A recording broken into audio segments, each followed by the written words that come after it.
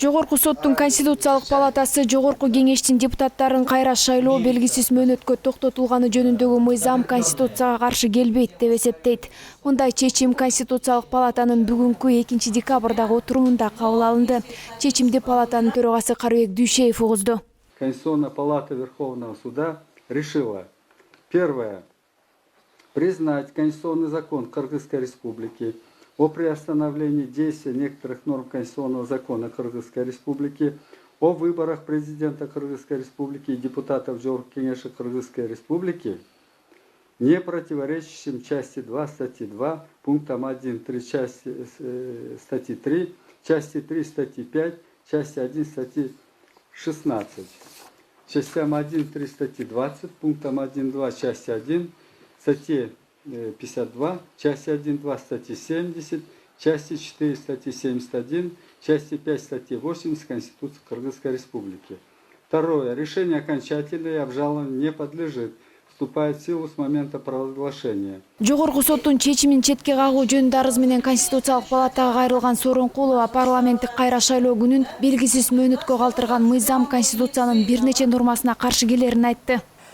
Бул мыйзам Кыргызстандын тарыхында, укуктук системасынын тарыхындагы болбогондой бир бузуулар менен өттү да. Анткени бир эле күндө бул демилгеленди, бир эле күндө бүт фракцияларда талкууланды, бир эле күндө комитеттерде талкууланды, бир эле күндө коомдук эмеге талкууга чыгарылды, бир эле күндө 3 окуудан алып туруп эле бир эле күндө президент тарабынан кол коюлду да. Ал эми Жогорку кеңештин өкүлү Камила Бейшенбек кызы Конституциялык палатага кайрылгандардын арызы негизсиз экенин билдирип, Жогорку кеңеш өзүнүн ыйгарым укуктарынын чегинен чыкпаганын белгиледи. Являясь представителем Жогорку кеңеши по доверенности, хочу отметить, что ходатайства заявителя являются необоснованными. Следует особо отметить, что в период тяжелой политической и экономической ситуации, сложившейся после событий 5-6 октября 2020 года, принятие указанного проекта Конституционного закона о приостановлении действия отдельных статей привело к стабилизации как правопорядка и безопасности граждан по всей республике в городе Бишкек, так и социально-экономической ситуации. Бул арада Конституциялык палатанын имараттын алдына активист Өндүрүш Токтонасыров жалгыз митингге чыкты. Анын айтымында Конституциялык палата калыс чечим чыгаруусу керек. Менин пикиримде алар элдин суроо талабын эске алып туруп, туура жыйынтык ооба Конституцияга бош ийген, Конституцияга ылайыктуу чечкиндүү бир чекит коюш керек болчу да. Ана мен түстөн кийин да процесс уланат экен, ишенбей калдым. Мен өкүнөм, эмне үчүн ушундай Кыргызстанда жашап атам? Мыйзамдар сыйланбаган, ар ким келип эле өзүнчө токтомдорду токой бере турган. Белгилей кетсек, 21 октябрда Борбордук шайлоо комиссиясы парламенттик шайлоону кайра өткөрүүнү 20 декабрга белгилеген. Анын эртеси Жогорку кеңеш шайлоонун мөөнөтүн жылдыруу боюнча, башкача айтканда, БШК таянып иш алып барып жаткан беренени 1-июнга чейин токтото туруу мыйзамын кабыл алды. Ал документке президенттин милдетин аткаруучу Садыр Жапаров да кол койгон. Мындан улам жогоруда аталган тараптар Конституциялык палатага даттанган.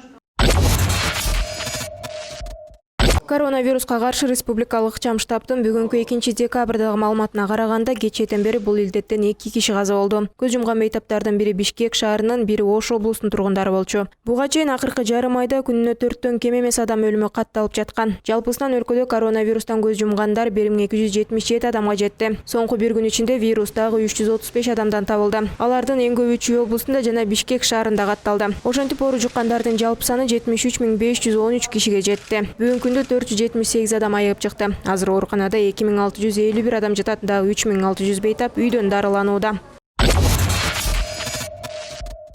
Бишкек шаардык кеңешинде окуучулардын кышкы каникулун 14 декабрда эле баштап 17 январга чейин улантуу тууралуу сунуш айтылды. Шаардык кеңештин депутаты Валентина Лисченко 2 декабрдагы сессияда каникулга кеткен ашыкча күндөр үчүн балдарды кийин май айында окутса болорун билдирди. Ата-энелер абдан чарчады. Тилекке каршы балдар арасында суицид көбөйдү. Андайлар көбөйүп жатканы бизди тынчсыздандырбай койбойт, дейт ал. Шаардын мэринин милдетин аткаруучу Балбак Төлөбаев маселени мэрия чечпей турганын билдирип, сунушту Билим берүү жана Илим министрлигине жөнөтөрүн айтты. Мэриянын маалыматына караганда, азыр Борбор калаада 638 бала коронавирус менен ооруп жатат.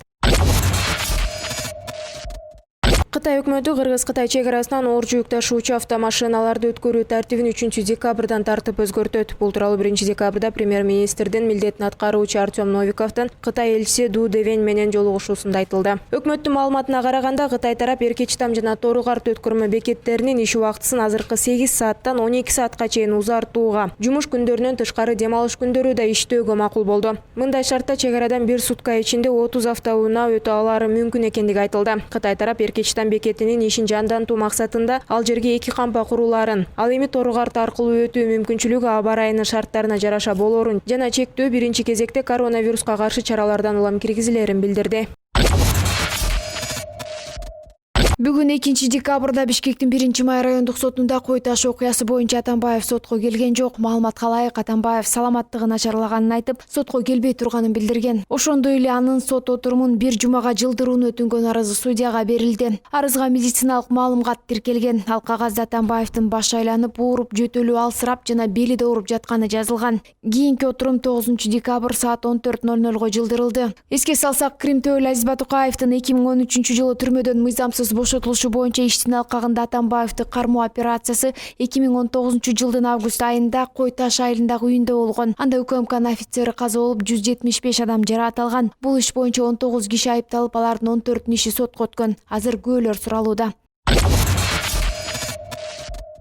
Улуттук банк 3 апта бою тынбай доллар сатууда. Кече 1-декабрда 5 миллион 250 миң доллар сатты. Бул тууралуу мекеменин сайтында айтылат. АКШ акчасынын курсу өзгөрүүсүз бойдон турат. 1 доллар сатыкта 84,9 сомдон, ал эми сатып алууда 3 тыйынга өскөн. Ноябрда Улуттук банк 11 ирет интервенция жасап 84 миллион 750 миң доллар сатты. Биринчи жолу 12 ноябрда 26,8 миллион доллар сатылган. Мурунку жумаларда доллар күн сайын валюта рыногуна сатылып жаткан. Алсак 16-20 ноябрь күндөрү 5 күн тынбай, өткөн аптада 24-27 ноябрь күндөрү 4 күн интервенция жасалды.